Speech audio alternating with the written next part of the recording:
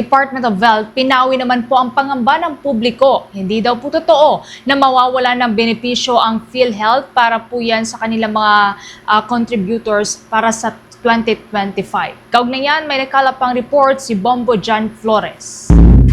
Pinawi ng Department of Health o DOH ang pangamba ng publiko na posibleng hindi mabayaran ang kanilang mga hospital bills sa susunod na taon. Ayon kay Assistant Secretary Albert Domingo, spokesperson ng Department of Health, fake news niya ito dahil 284 billion pesos ang nakalaang budget ng PhilHealth sa susunod na taon kasama ang nasa 271 billion pesos na ilalaan para sa benefits, 12 billion pesos para sa administrative expenses kung saan kasama na dito ang pasweldo, operations at ang capital expense nito na 0.3 billion pesos na gagamitin naman sa maintenance ng opisina ng ahensya. Pag sinabing walang budget ang PhilHealth para sa 2025, fake news po yan. Ang panukalang budget ng PhilHealth para sa 2025 ay nasa 284 billion pesos. Kasama po dyan ang 271 billion para sa benefits, ang 12 billion para sa administrative expenses, kasama na ang pasweldo, patakbo ng opisina,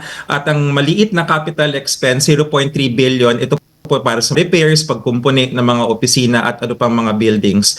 Tinukoy rin ni Domingo na ang subsidiya ng PhilHealth nitong taong 2024 ay nasa 244 billion pesos at 66% pa lang daw dito ang nagagamit ng ahensya simula noong October 2024. Bagamat walang makukuhang subsidiya ang PhilHealth sa ilalim ng 2025 Proposed General Appropriation Bill, pero giit ni Asik Domingo, kayang suportahan ng PhilHealth ang mga Pinoy na nasa indigent na estado dahil mayroon daw na 16 million na indirect contributors ang sisingilin ng ahensya na maaaring umabot sa 80 billion pesos sa halaga. Noong 2024, ang subsidiya na binigay ng gobyerno para sa PhilHealth was 61 billion.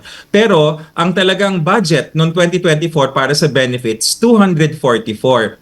63% pa lamang ang nagagamit as of October 31. Sa mga 16 million yung indirect contributors, pag binayaran lahat sila ng premium or pinagbayad sa kanila, 80 billion. Kayang-kaya dun sa surplus, sobrang pera ng PhilHealth. Payo naman ni Domingo sa mga Pilipinong nagnanais na itigil ang pagbabayad ng PhilHealth benefit nila, hindi ito makakatulong. Ang mangyayaring benefit sa susunod na taon at hindi rin po makakatulong kung hindi tayo magbabayad. At ikatlong punto, meron nga pong pagkukunan ng bayad si PhilHealth sa loob ng kanyang sariling bangko. So matotal, hindi lang po nagbigay ng dagdag na benepisyo, dagdag na pera ang gobyerno mula sa kanyang national budget, pero meron pa hong natitira dun sa loob po ng PhilHealth at kayang-kaya. Para sa Bombo Network News, Bombo John Flores nag-uulat para sa number 1 and most trusted radio network in the country, Bombo Radio Philippines. Basta Radio, Bombo!